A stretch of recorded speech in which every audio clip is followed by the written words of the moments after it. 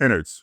So, Mother Mary wants to be a persona with a reputation tour set list. It's not that. It's exhausting. Today, I'm reviewing A24's new film from David Lowery, starring Anne Hathaway and Michaela Coel. Lowery screened Bergman, Fassbinder, and Taylor Swift's reputation tour for his cast and crew. That's the range he was reaching for. I'm here to tell you where he landed. Let's get into it, starting now.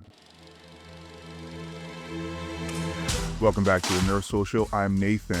As always, at the beginning of these videos, I'm going to do an intro to the movie with the information about the cast. If you want to jump ahead to my analysis and rating, see the chapter links below. Mother Mary opened in limited release on April 17th and expands nationwide on April 24th. It runs 112 minutes and is rated R. So, spoiler-free logline for the film is Anne Hathaway plays Mother Mary, a global pop icon in personal and artistic crisis, who shows up unannounced at a country estate of Sam Anson, played by Michaela Coel, her estranged best friend and the fashion designer who built her persona. She needs a dress for the comeback performance of her life. What follows across one long night is meant to be a confrontation with memory, betrayal, creative redemption, and something supernatural. David Lowery describes it as a modern pop star meets gothic melodrama. That framing is accurate. Whether it works is something else. As I mentioned, this movie is directed but also written by David Lowery, a filmmaker whose body of work includes Ghost Story, The Green Knight, the Disney films Pete's Dragon and Peter Pan and Wendy, and the Robert Redford film The Old Man and the Gun. Lowery is a genuinely distinctive voice in America's cinema, someone who operates between art house and commercial accessibility with more fluency than most. Apparently, he began writing Mother Mary as what he called a simple project. 2 actors, 1 location, pure dialogue. The film has songs written by Charlie XCX, Jack Antonoff, and FKA Twigs. The cinematic dress was designed by Dutch haute couture legend Iris van Herpen. The film was shot partly at Burg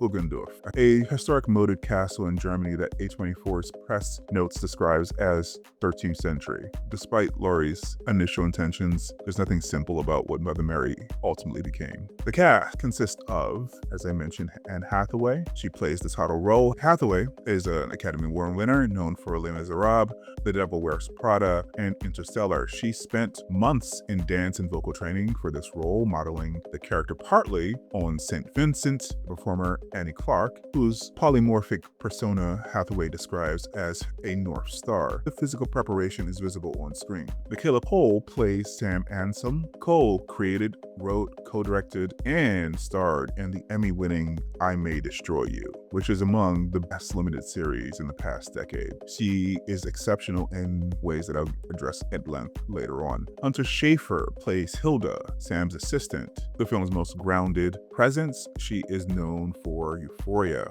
And FKA Twigs plays Imogen, a figure who arrives midway and takes Mother Mary on what the press notes describe as a transformative spiritual journey. Twigs is a Grammy-winning artist who drew on crumping, a style that originated in South Central Los Angeles, learning it from the UK-based Dance Street Wet Wipes for the role. All right, so that's the setup, that's the intro. I'm going to dive into my analysis for this film, but before I do that, if you're enjoying the review so far, please like and share. It really helps the channel out. And with that, let's dig a little bit deeper. So let me start with what works, because some of it works genuinely well. Michaela Coel is exceptional, not good for this film, exceptional by any standard, in any film, in any year. The way she uses her face to move between warmth and fury and grief and contempt, sometimes with a single unbroken shot, is the kind of performance that makes you forget you're watching a performance. Every scene she's in has a center of gravity the rest of the film doesn't consistently find. It is simply one of the best performances I've seen this year. Hathaway is a little bit more complicated. For long stretches, she's substituting the appearance of depth for the thing itself, holding a beat too long, pulling her delivery inward until it becomes a signal rather than a feeling. The physical transformation, as I mentioned earlier, is real. The dance training and the vocal work are visible, and there are individual moments where she lands the character's brokenness with real force. When the 2 leads here are in a genuine give and take, the film comes alive. When Hathaway is carrying a scene alone, the scaffolding shows. The concert sequences are visually extraordinary. Being a Digler's costume design is legitimately remarkable work. The gowns Mother Mary wears across the film's timeline tell stories on their own, from raw punk metal halos to jeweled coronas, from understated Balenciaga to embroidered stage dresses that look like they're emerging from her body. Whatever else I say about this film, the gowns are beautiful. That's a complete sentence, and it's not. The first stretch of the film, the initial confrontation between Mother Mary and Sam, has genuine tension. Two women circling each other across a decade of unspoken damage. The dynamic between an artist who was visible and the collaborator who was invisible. That's a real premise with real stakes. And for a while, the film plays it with the intimacy Lowery originally intended. And then it goes on. And what initially reads as charged silence and loaded subtext begins to reveal itself as something more like emotive preening. The conversation is more interested in how these characters feel about feeling things than in what they're actually saying to each other. What this film presents as depth is, in long stretches, atmosphere in place of substance. And there's a meaningful difference between the two of those things. And then comes the second half. And here's where the film really breaks down. Not because any single choice is wrong, but because Lowery refuses to pick one. In the span of 40 minutes, you get interpretive dance, full-scale pop concert spectacle, a seance sequence that feels lifted out of the craft, and a possession arc where the possessing entity is an animate object. I think any one of these committed to could work. Stacked together, they cancel each other out. What am I supposed to be paying attention to? Hathaway's choreography, the concert staging, the witchy ritual, the possessing object's symbolic meaning and change? The film can't answer that question because Lowery hasn't answered it for himself. He wants it all to land and none of it is load-bearing. There's a version of this where the stacking is the point, where the incoherence is a former argument about pop stars' fractured interiority. But that version requires the filmmaker knows he's stacking. This film never shows the self-awareness that would make this excess feel intentional rather than uncontrolled. The word for this is not ambitious, the word is excessive.